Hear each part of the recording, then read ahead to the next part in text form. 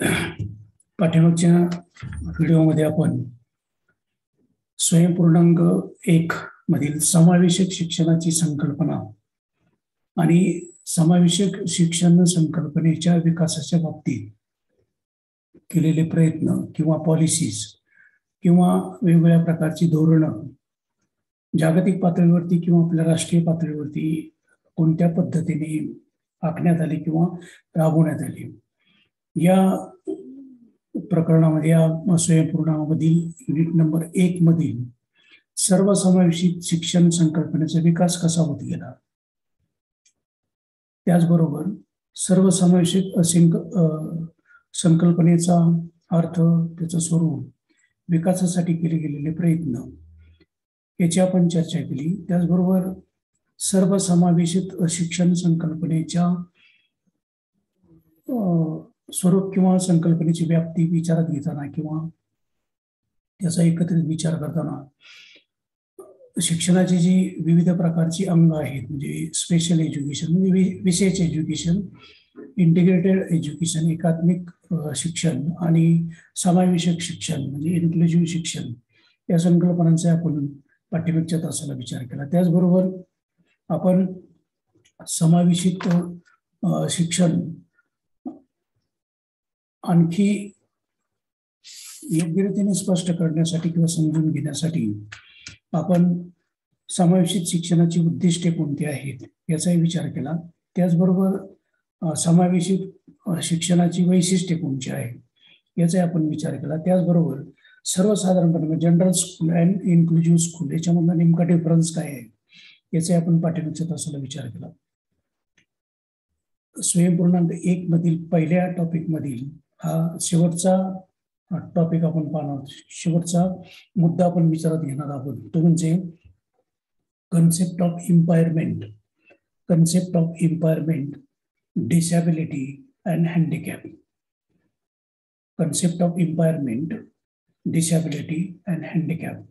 आता concept of impairment, impairment म्हणजे काय, तर इम्पायरमेंट म्हणजे बधिरता. बधिरता कशामुळे येते, त्याला दुसरा शब्द आपण वापरू शकतो, म्हणजे काहीतरी बिघाड शारीरिक यंत्रणेमध्ये किंवा शारीरिक आपली जी क्षमता आहे त्या क्षमतेमध्ये काही प्रमाणात बिघाड होतो, काही प्रमाणात बदल होतो आणि तो व्यक्तीच्या कार्यक्षमतेवरती परिणाम करतो. म्हणून इम्पायरमेंट म्हणजे बिघाड किंवा काहीतरी बधिरता निर्माण झालेली दिसून येते. मग ती बधिरता म्हणजे नेमकं काय याचा आपण नंतर विचार करूया. त्यानंतर दुसरं डिसॅबिलिटी. ॲबिलिटीच्या विरुद्ध डिसॅबिलिटी, म्हणजे ॲबिलिटी म्हणजे क्षमता आणि डिसॅबिलिटी म्हणजे अक्षमता. कोणतेही काम किंवा कृती करण्याची जी क्षमता असते त्याला ॲबिलिटी आपण असं म्हणू शकतो, परंतु त्यामध्ये काही मर्यादा येतात, त्यामुळे आपल्यामध्ये काही प्रमाणात अक्षमता निर्माण झालेली दिसून येते किंवा आपली क्षमता कमी झालेली दिसून येते, म्हणून डिसॅबिलिटी. आणि तिसरा त्याच्यामधला एक महत्वाचा मुद्दा आहे तो म्हणजे हँडिकॅप. हँडिकॅप म्हणजे अपंग, अपंग किंवा दिव्यांग त्याला असं आपण म्हणू शकतो. म्हणजे हे अपंगत्व कोणत्या प्रकारचं असू शकतं याचा आपण त्या मुद्द्याचा विचार करताना चर्चा करूया. याच्यामध्ये आता सुरुवातीला concept of impairment. Concept of इम्पायरमेंट म्हणजे परीक्षेच्या दृष्टिकोनातून विचार केला तर टिपेसाठी याच्यावरती प्रश्न विचारला जाण्याची शक्यता नाकारता नाही, किंवा explain the concept of impairment, disability and handicap असाही प्रश्न विचारला जाऊ शकतो. म्हणून त्याच्या ज्या कन्सेप्ट आहेत त्या थोडक्यात आपण समजून घेऊया. पहिलं कन्सेप्ट ऑफ इम्पायरमेंट म्हणजे बधिरता किंवा बिघाड.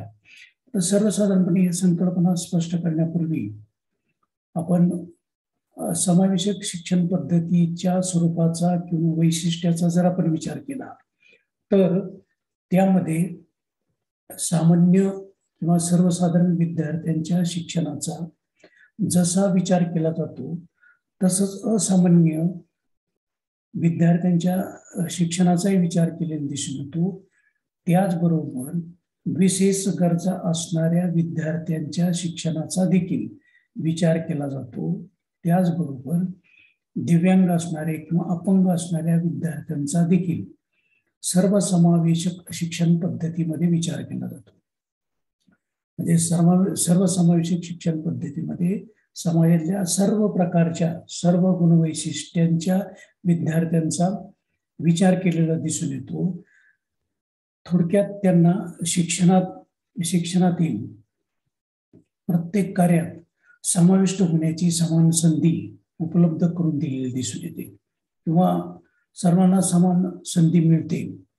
यामध्ये सर्वसाधारणपणे बधिरता असणारे म्हणजे बिघाड असणारे, शारीरिक बिघाड असणारे किंवा शारीरिक बधिर गुणवैशिष्ट्ये असणारे किंवा अक्षम असणारे किंवा अपंगत्व असणारे हे तिन्ही गुणवैशिष्ट्याने युक्त असणारे विद्यार्थी देखील समावेशित शिक्षण प्रवाहामध्ये समाविष्ट झालेले दिसून येतात. परंतु ज्यावेळेस आपण बधिरता किंवा अक्षमता किंवा अपंगत्व या तिन्ही गुणवैशिष्ट्यांचा ज्यावेळेस विचार करतो त्यावेळेस तिन्ही प्रकारची गुणवैशिष्ट्ये असणारे विद्यार्थी अपंगत्व किंवा दिव्यांगत्व या संकल्पनेमध्ये अंतर्भूत होतात. बधिर असला तरी त्याला आपण अपंग किंवा दिव्यांग असं म्हणू शकतो, किंवा अक्षम असला किंवा विशेष गरजा असणारा असला तरी त्याला अपंग किंवा दिव्यांग असं आपण म्हणू शकतो. किंवा जे विद्यार्थी शारीरिकदृष्ट्या अपंग आहेत म्हणजे पाय नसेल, हात नसेल किंवा शरीराचा कोणता तरी एखादा अवयव निकामी झालेला असेल तर असे विद्यार्थी देखील अपंग किंवा दिव्यांगत्व या संकल्पनेमध्ये प्राप्त झालेले दिसून येतात. सर्वसाधारणपणे या अपंगत्वाची किंवा दिव्यांगतेची व्याख्या म्हणजे जागतिक आरोग्य संघटनेने म्हणजे WHO वर्ल्ड हेल्थ ऑर्गनायझेशन जागतिक आरोग्य संघटनेने 1980 मध्ये ह्या तिन्ही अपंगाच्या अनुषंगाने जे शब्द तयार झाले किंवा जे अर्थ तयार झालेले आहेत या तिन्हींचा अर्थ या आरोग्य संघटनेने स्पष्ट केलेला आहे. यावरून होण्याची व्याख्या सांगितली, त्यावरून विकलांगाची व्याख्या किंवा त्याची संकल्पना एक प्रकारे लक्षात यायला आपल्याला मदत होते. तर जागतिक आरोग्य संघटनेने बिघाड किंवा बधिरता त्याचबरोबर अक्षमता आणि अपंगत्व याचा अर्थ कोणत्या पद्धतीने स्पष्ट केलेले आहे ते आपण थोडक्यात पाहूया. म्हणजे या तिन्ही संकल्पनेचा अर्थ आपल्याला स्पष्ट व्हायला मदत होईल. एक पहिला आहे इम्पायरमेंट. आता इम्पायरमेंट म्हणजे काय? इम्पायरमेंटला मराठीमध्ये बधिरता किंवा बिघाड असं म्हणतात. Loss of anatomical structure. आता लॉस ऑफ एनाटॉमिकल स्ट्रक्चर म्हणजे काय? स्ट्रक्चर म्हणजे रचना असते आणि एनाटॉमिकलचा जर आपण विचार केला तर सर्वसाधारणपणे मानसिक किंवा इंद्रिय विषयक जे काही बिघाड असतात त्याला एनाटॉमी असं म्हटलं जातं किंवा असं वैज्ञानिक भाषेत त्याचा अर्थ स्पष्ट केला जातो. आता लॉस म्हणजे काहीतरी बिघाड झालेला आहे, काहीतरी गमावलेलं आहे. तर लॉस ऑफ एनाटॉमिकल स्ट्रक्चर याच्यामध्ये नेमकं काय सांगितलेलं आहे पहा, की मानसिक असेल किंवा इंद्रिय विषयक असेल. तर इंद्रियांचा जर आपण विचार केला तर वेगवेगळ्या प्रकारची इंद्रिय मानवी शरीरामध्ये अंतर्गत असलेली दिसून येतात. हात असेल, पाय असेल, कान असतील, नाक असेल, डोळा असेल, त्वचा असेल, शरीराचे अंतर्गत वेगवेगळ्या प्रकारचे अवयव असतील किंवा घटक असतील. शरीराच्या बाहेर रचनेमध्ये वेगवेगळ्या स्वरूपाचे घटक किंवा अवयव असतील. तर इंद्रिय विषयक किंवा मानसिक किंवा इंद्रिय विषयक शरीर रचनेत अथवा त्यांच्या कार्यात झालेले नुकसान म्हणजे बिघाड होय. आता एक बिघाडचा अर्थ काय आहे की कुठलं एखादं यंत्र जर आपण घेतलं त्या यंत्राचा एखादा पार्ट खराब झाला तर यंत्र नादुरुस्त होते किंवा बिघाड होतो. ते व्यवस्थित चालत नाही. तसं शरीर सुद्धा एक प्रकारचं सजीव स्वरूपाचं यंत्र आहे आणि या सजीव स्वरूपाच्या यंत्रामध्ये वेगवेगळ्या प्रकारच्या मानसिक, बौद्धिक, शारीरिक प्रकारच्या क्रिया चालू असतात. अनेक प्रकारच्या सातत्याने क्रिया किंवा अंतर्गत शरीर रचनेमध्ये अनेक प्रकारचे सर्क्युलेशन्स किंवा प्रवाह चालू असतात. तर मानसिक किंवा इंद्रिय विषयक शरीर रचनेमध्ये अथवा त्यांच्या कार्यामध्ये झालेले नुकसान म्हणजे बिघाड होईल. उदाहरणार्थ एखाद्याचा शरीराचा हात हा अवयव तुटला तर त्याच्या कार्यामध्ये नुकसान झालेलं दिसून येतं, त्याच्या कार्यामध्ये बिघाड झालेलं दिसून येतं. किंवा बऱ्याच वेळा असंही होऊ शकतं, बिघाड जो असतो तो बिघाड आपल्याला दुरुस्त करता येतो किंवा जी बधिरता आलेली असते ती आपल्याला दुरुस्त करता येते. उदाहरणार्थ एखाद्या वेळेस आपल्या कानामध्ये काही दोष निर्माण झाला, आपल्याला थोडं ऐकायला कमी यायला लागलं, तर त्याच्यावरती उपचार करून त्याच्यामधला जो बिघाड आहे तो बिघाड आपण दुरुस्त करू शकतो आणि आपल्याला काही प्रमाणात जे कमी ऐकायला होतं तर त्यामध्ये सुधारणा झालेली दिसून येते, म्हणजे ते दुरुस्त होऊ शकतं. त्यामुळं बिघाड ही प्रक्रिया किंवा बधिरता ही प्रक्रिया तात्पुरती स्वरूपाची असू शकते. त्यामुळे ती योग्य रीतीने मानसिक किंवा वैज्ञानिक किंवा आरोग्यविषयक उपचार जर आपण केले, विशिष्ट तज्ज्ञांच्या मार्गदर्शनाखाली किंवा विशिष्ट तज्ज्ञ व्यक्तींकडून जर योग्य रीतीने उपचार केले तर त्यामध्ये सुधारणा होऊ शकते. तो बिघाड तात्पुरताच असला तर त्याच्यामध्ये कायमस्वरूपी आपल्याला सुधारणा करता येऊ शकते. किंवा त्यामध्ये सखोल प्रमाणात जर बिघाड झालेला असेल, मोठ्या प्रमाणात बिघाड झालेला असेल तर तात्पुरत्या स्वरूपात का होईना किंवा काही प्रमाणात का होईना त्याच्यामध्ये आपल्याला सुधारणा घडवून आणता येऊ शकते. म्हणजे थोडक्यात त्यामध्ये उपचार महत्वाचे असेल दिसून येतात. उपचारानंतर यामध्ये सुधारणा होऊ शकते. तर त्याचा दुसरा मागायचं मी तुम्हाला कर्णबधीर असेल तर सर्व यंत्र वापरून आपण त्याच्यामध्ये सुधारणा करू शकतो. दृष्टीदोष असेल तर चष्मा वगैरे त्या नंबरचा चष्मा वगैरे घालून आपण त्याच्यामध्ये सुधारणा घडवून आणू शकतो. किंवा एखाद्याचा हात गेलेला असेल तर कृत्रिम स्वरूपाचा हात टाकून त्याला आवश्यक असणारी जे कामं आहेत वैयक्तिक स्वरूपाची ती कामं तो करू शकतो. पाय असेल तर तशा प्रकारचे कृत्रिम स्वरूपाचे पाय तयार करून आपण बसवून घेऊ शकतो. म्हणजे त्यामध्ये आपण जे बिघाड झालेले आहेत ते बिघाड उपचारानंतर काही प्रमाणात आपल्याला दूर करता येऊ शकतात. काही बिघाड असे असतात की ते कायमस्वरूपी आपल्याला दुरुस्त करता येऊ शकतात. थोडक्यात बिघाड झाला असेल तर त्यामध्ये सुधारणा होऊ शकते, त्यामध्ये बदल होऊ शकतो. म्हणून एम्पायरमेंट हा याच्या बाबतीत जर आपण विचार केला तर मानवी शरीरामध्ये वेगवेगळ्या स्वरूपाचे जे इंद्रिय आहेत किंवा अवयव आहेत यामध्ये काही प्रमाणात बिघाड झाल्यास त्यांच्या कार्यात अडथळे निर्माण होतात. हे अडथळे म्हणजेच बिघाड होय किंवा एम्पायरमेंट होय.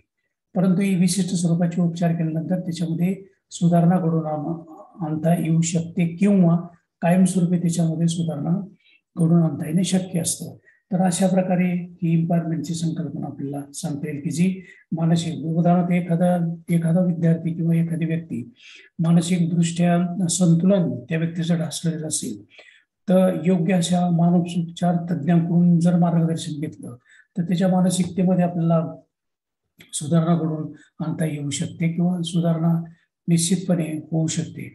म्हणून ह्या ज्या गोष्टी आहेत शरीर रचनेच्या संदर्भात, इंद्रिय रचनेच्या संदर्भात किंवा मानसिक क्षमतेच्या संदर्भात जर थोडाफार त्यांच्या कार्यामध्ये बिघाड झाला, त्यांच्या कार्यामध्ये अडथळे निर्माण झाले तर त्याला बिघाड असं म्हणतो किंवा त्याला आपण बधिरता असं म्हणतो. म्हणजे कोणत्याही एखादी व्यक्ती कोणत्या प्रकारचं काम किंवा कृती सफाईदारपणे करत नसेल तर कोणत्या ना कोणत्या शरीर रचनेमध्ये किंवा शरीर व्यवस्थेमध्ये अडथळे निर्माण झालेले दिसून येतात. हे अडथळे म्हणजे बिघाड होय.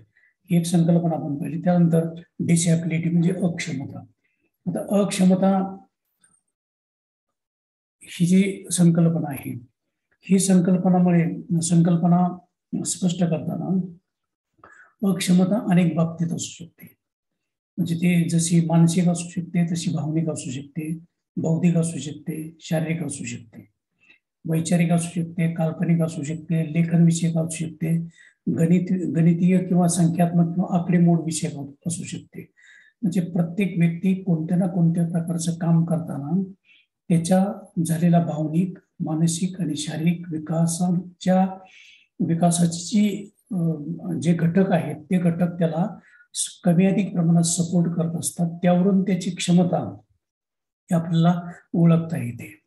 म्हणून अक्षम व्यक्ती जे असतात किंवा अक्षमता म्हणजे नेमकं काय, की ज्यावेळेस बधिरता निर्माण होते किंवा बिघाड शरीर रचनेमध्ये झालेला असतो, त्यावेळेस कोणत्याही प्रकारचं काम करण्यात येणाऱ्या ज्या अडचणी असतात त्या अडचणी म्हणजे अक्षमता होय.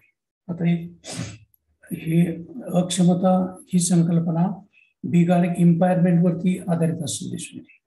इम्पायरमेंट जर झालेलं नसेल किंवा बिघाड झालेला नसेल तर आपली जी क्षमता आहे ती क्षमता कमी होण्याचा प्रश्न निर्माण होत नाही किंवा ती क्षमता टिकून राहू शकते किंवा ती विकसित होऊ शकते, त्यामध्ये वाढ होऊ शकते.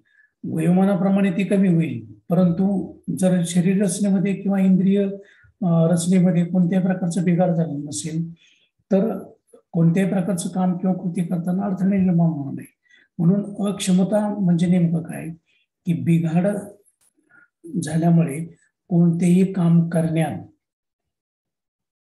आता ते काम जे आहे ते काम सगळीच कामं सर्वच कृती सारख्याच नसतात, काही कठीण असतात, काही सोपी असतात. पण कोणत्याही प्रकारचं जे काम आहे त्याला सहजपणे करता येण्यात मर्यादा येतात, त्याला अक्षमता असं म्हणतात.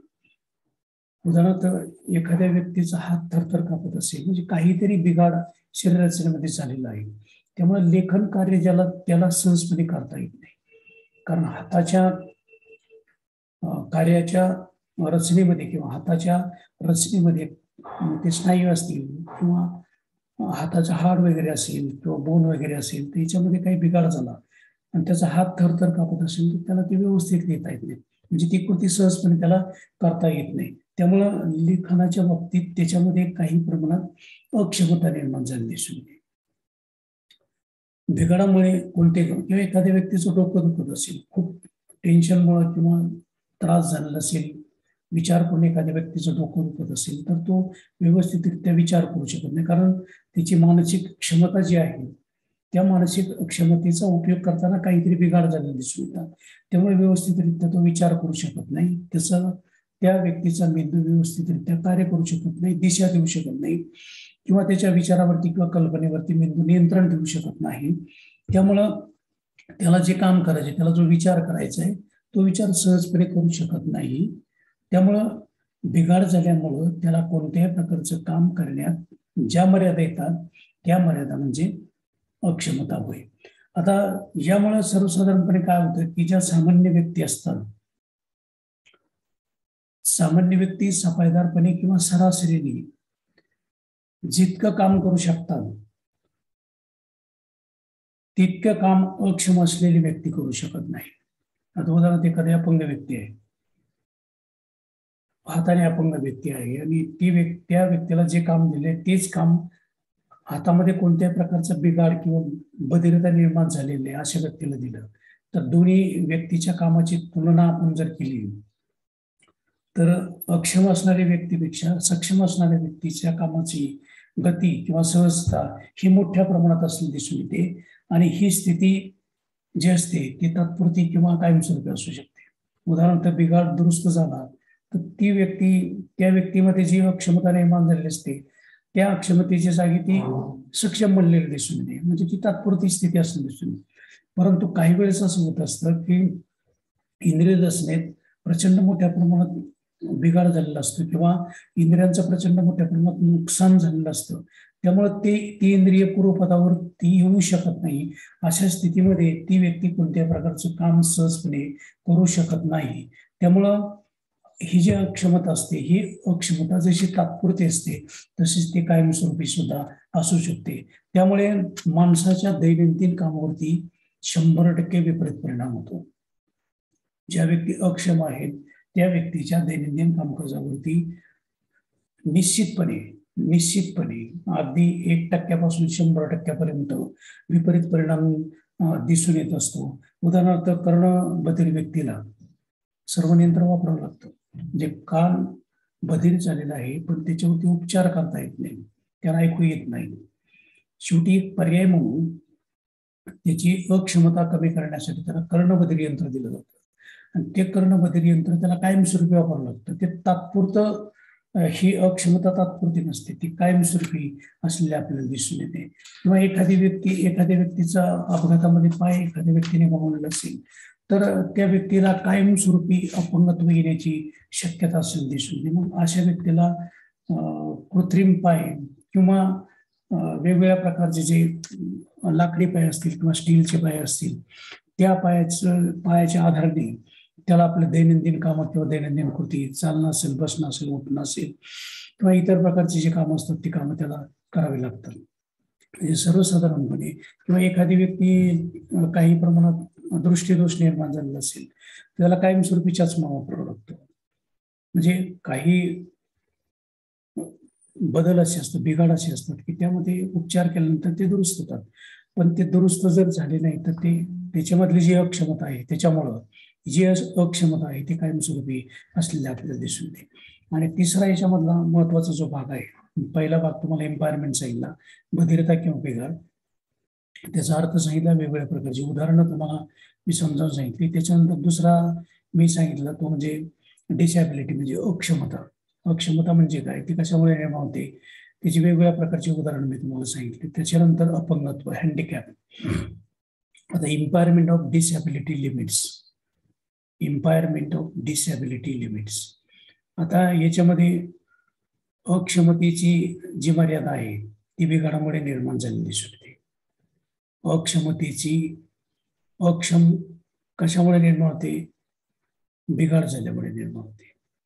आणि बिघाड आणि अक्षमता जर एकत्रित आल्या तर अपंगत्व निर्माण झाले दिसून येतं. बिघाड किंवा अक्षमतेमुळेच वय, एखाद्या व्यक्तीचं वय, लिंग, स्त्रीलिंगी असेल किंवा पुल्लिंगी असेल, सामाजिक सांस्कृतिक घटकानुसार कोणत्याही प्रकारची भूमिका पार पाडण्यासाठी अथवा काम करण्यासाठी येणारी गैरसोय म्हणजे अपंगत्व. आता या ठिकाणी वयाचा जर आपण विचार केला किंवा लैंगिक भेदाचा जर आपण विचार केला, त्याचबरोबर सामाजिक असेल, सांस्कृतिक असेल, आर्थिक असेल, कोणत्याही घटकानुसार कोणत्याही प्रकारची भूमिका पार पाडण्यासाठी अथवा काम करण्यासाठी होणारी गैरसोय म्हणजे अपंगत्व आहे. उदाहरणार्थ, बिघाड किंवा अक्षमतेमुळे एखाद्या व्यक्तीचं इंद्रिय निकामी झालेले असेल तर किंवा बधिरता निर्माण झालेली असेल, त्यामुळं त्याच्यात अक्षमता निर्माण होते. आणि ही अक्षमता जी असते ती तात्पुरती किंवा कायमस्वरूपीची असते. म्हणजे बधिरता किंवा अक्षमतेमुळे वय असेल, आता उदाहरणार्थ एखादा विद्यार्थी 14 वर्षाचा आहे, एखादा मुलगा 14 वर्षाचा आहे, पण इंद्रिय दोष निर्माण झालेले आहे त्यामुळे तो अक्षम बनलेला आहे. 14 वर्ष वय असलं तरी तो कोणत्याही काम सफाईदारपणे करू शकत नाही. किंवा एखाद्या व्यक्तीचं 50 वर्ष आहे, त्या व्यक्तीच्या बाबतीतही अशा प्रकारची अक्षमता किंवा शरीर रचनेमध्ये बधिरता निर्माण झालेली असेल तर त्या ठिकाणी ती व्यक्ती योग्य रीतीने कुठल्याही प्रकारचं काम करू शकत नाही. त्या बाबतीत एक गैरसोय निर्माण झालेली दिसून येते. आता या ठिकाणी वयाचा जर आपण विचार केला तर त्याला वयाची मर्यादा नाही. बधिरता आणि अक्षमतेला वयाची मर्यादा नाही. कोणत्याही वयामध्ये बधिरता किंवा अक्षमता निर्माण होऊ शकते. त्याचबरोबर ती कोणालाही होऊ शकते, स्त्रीला होऊ शकते, पुरुषाला होऊ शकते. त्याचबरोबर कोणत्याही वयातील कोणत्याही स्त्रीला किंवा पुरुषाला कोणत्याही प्रकारचं सामाजिक किंवा सांस्कृतिक काम करण्यात किंवा भूमिका पार पाडण्यासाठी किंवा काम किंवा कार्य पार पाडण्यासाठी जी गैरसोय निर्माण होते त्याला ते काम करता येत नाही, कृती करता येत नाही, त्याला अपंगत्व असं म्हणतात. उदाहरणार्थ एखादी अपंग व्यक्ती असेल आणि त्याच्यावरती काही सामाजिक जबाबदारी टाकली असेल, त्याला ती करता येत नाही व्यवस्थितरित्या, ते सहजपणे पार पाडण्यात अनेक प्रकारच्या अडथळे किंवा अडचणी येतात. म्हणून सांस्कृतिक असेल किंवा सामाजिक स्वरूपाचं काम असेल ते करण्यात एक विशिष्ट प्रकारची अडथळे निर्माण होतात किंवा गैरसोय निर्माण होत असते, त्याला अपंगत्व असं म्हणतात. मुळात बिघाड आणि वातावरणातील घटक यांच्या परस्परातून अपंगत्वाचा उगम झाला दिसून येतो. मग या ठिकाणी एक गोष्ट लक्षात ठेवायची की बिघाड जो आहे, बिघाड आणि वातावरणातील घटक, मग ते वातावरणातील सामाजिक घटक असतील, सांस्कृतिक असतील, नैसर्गिक असतील, कौटुंबिक असतील, सभोवतालच्या परिसरातील असतील, वेगवेगळ्या प्रकारचे प्राणी असतील, आरोग्य किंवा निरोगी राहण्याच्या संदर्भातले वेगवेगळ्या प्रकारचे प्रभाव पडणारे जैविक घटक असतील किंवा वातावरण म्हणजे काय, सभोवतालची परिस्थिती, हे घटक यांच्या परस्परापासून अपंगत्वाचा विकास होतो. म्हणजे अपंगत्व म्हणजे बिघाड आपल्याला का निर्माण होतो की बाह्य परिस्थितीचा आपल्या शरीर रचनेवर परिणाम झाला की बिघाड होतो, बिघाड झाले की अक्षमता निर्माण होते आणि बिघाड आणि अक्षमता निर्माण झाली की अपंगत्व निर्माण होतं. म्हणून ज्या कुटुंबातील आणि शाळेतील वातावरण अधिक पोषक असेल अशा ठिकाणी अपंगत्व वातावरण अक्षम असलेल्या मुलांच्या अपंगत्वापेक्षा कमी असेल. म्हणजे सांगण्याचा मुद्दा की ज्या शाळेमध्ये उत्कृष्ट वातावरण असेल त्या ठिकाणी अपंगत्व असणारी मुलं रममान होऊ शकतात, इथं ती योग्य रीतीने समायोजन करू शकतात. उदाहरणार्थ 2 कर्णबधिर मुलांना त्यांच्या उपचार पद्धतीमध्ये उपचार जर केले आपल्याला कर्णबधिर मुलांच्या वरती, तर त्यांची सर्व क्षमता वाढलेली दिसून येते. अशा प्रकारे आपण अपंगत्व, बधिरता आणि अक्षमता या संकल्पना आपण स्पष्ट केलेल्या आहेत. आता याच्यामध्ये अपंगत्व, बधिरता किंवा अक्षमता याच्या संदर्भामधले हे जे विकलांग आहेत किंवा जे दिव्यांग आहेत त्याचे नेमके प्रकार कसे पडलेले दिसून येतात. तर शारीरिक बधिरता किंवा बिघाडमध्ये कोणकोणते लोक येतात लक्षात ठेवा. शारीरिक बधिरता किंवा बिघाड मध्ये कोणकोणते मुलं येऊ शकतात किंवा व्यक्ती येऊ शकतात. ज्यांना दृष्टीदोष आहे, एक दृष्टीदोष, श्रवण दोष, वाणी दोष म्हणजे लिहिणे, वाचणे, ऐकणे, दृष्टीदोष, श्रवण दोष, वाणी दोष, ज्यांना मूळदोष झालेला आहे म्हणजे ड जीवनसत्वाच्या अभावामुळे शरीराचं योग्य रीतीने पालन पोषण झालेलं दिसून येते, मूळदोष. त्यानंतर फ्रॅक्चर्स म्हणजे इंद्रिय फ्रॅक्चर झालेले आहेत, इंद्रियांची मोडतोड झालेली आहे असं फ्रॅक्चर झालेले, किंवा वेगवेगळ्या प्रकारचे शरीराच्या अवयवांचं ऑपरेशन झालेलं आहे, मेंदूचं ऑपरेशन झाले, कानाचं ऑपरेशन झाले, घशाचं ऑपरेशन झाले, हाताचं, पोटाचं, आतड्याचं, पायाचं. तर अशा वेगवेगळ्या प्रकारचे जे ऑपरेशन्स झालेले असतात, तर म्हणजे शस्त्रक्रिया झालेले जे लोक असतात त्यांच्यामध्ये त्यांच्या इंद्रियामध्ये दोष निर्माण होऊ शकतात, ते सक्षम राहू शकत नाही. त्याचबरोबर लकवा असलं दिसून येतं, म्हणजे काही लोकांचे सातत्याने मान किंवा हात किंवा पाय किंवा शरीर सातत्याने हालताना आपल्याला दिसून लकवा. त्याचबरोबर संधिवात, ज्या लोकांना संधिवात झालेला असतो म्हणजे त्याचे सांधे असतात शरीराचे, हाताचे सांधे, पायाचे सांधे किंवा गुडघ्याचे सांधे किंवा गोठ्याचे सांधे हे सातत्याने दुखत असतात, त्यामुळं शरीर रचनेमध्ये बिघाड किंवा बधिरता निर्माण झाली दिसून येते. त्यामुळं त्या व्यक्ती अक्षम बनतात, म्हणजे कोणते काम, कोणते कृती सहजपणे किंवा सफाईदारपणे करू शकत नाही.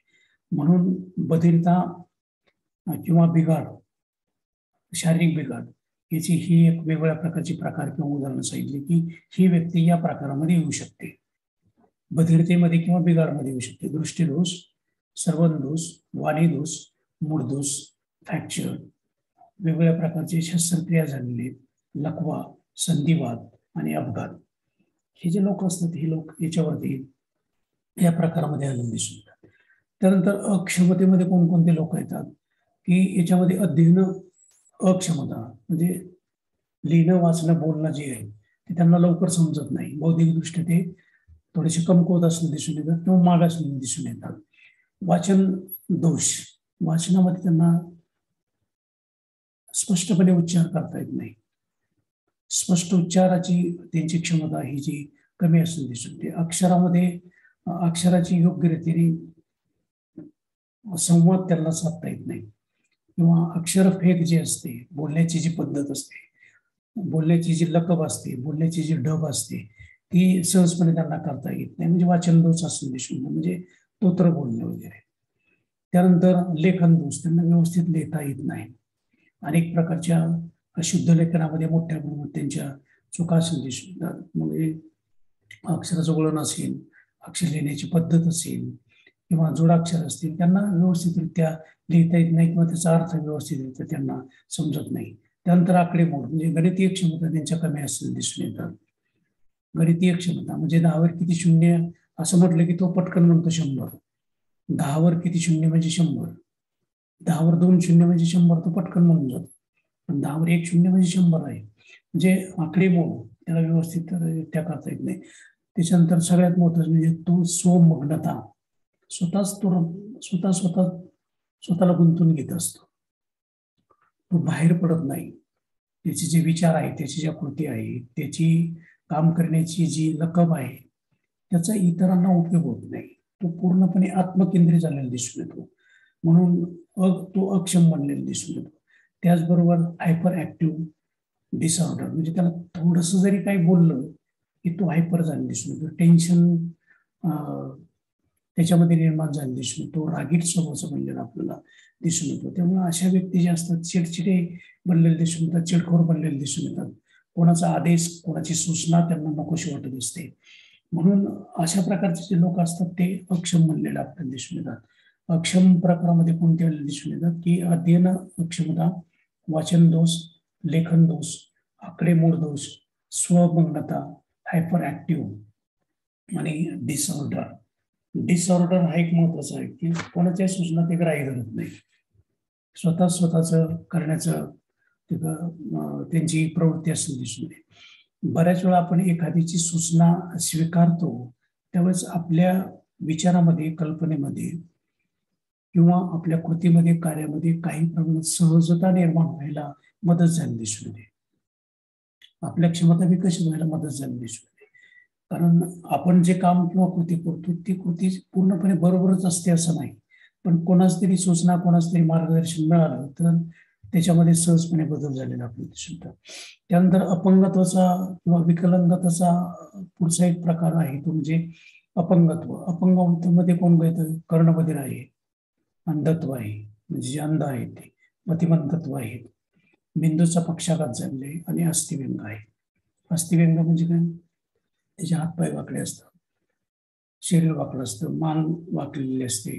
म्हणजे हे दोष त्याच्यामध्ये निर्माण झालेले दिसून येते की ज्याच्या सहाय्याने दैनंदिन काम तो सहजपणे करू शकतो पण तो करू शकत नाही. त्यामुळे त्याला एक प्रकारचं अपंगत्व प्राप्त झाले दिसून येतं. मेंदूच्या पक्षपातामुळे तो विचार करू शकत नाही, कल्पना करू शकत नाही, वाचन करू शकत नाही, लेखन करू शकत नाही, योग्य रीतीने तो समायोजन करू शकत नाही. त्यानंतर मतिमंद होतं. काही मुलं मतिमंद असतात म्हणजे अध्ययन अक्षमता त्यांच्यामध्ये असेल दिसून येते. ती मुलं फारशी हुशार नसतात, त्यांना दुसऱ्याच्या आधाराची सातत्याने गरज असते. त्याचबरोबर अंधत्व किंवा कर्णबधिर. अंधत्व म्हणजे डोळ्यांनी दिसत नाही. काहींच्या बाबतीत हा दृष्टी तो 100% असतो. फक्त स्पर्श ज्ञानाच्या सहाय्याने ते वेगवेगळ्या प्रकारचं काम किंवा कृती करतात. त्यांना सजीव सृष्टीमधलं किंवा इतर कुठल्याही घटना घडामोडी त्यांना दिसत नाही. 100% अंधत्व. काहींना काही प्रमाणात अंधत्व आलेलं दिसून येतं.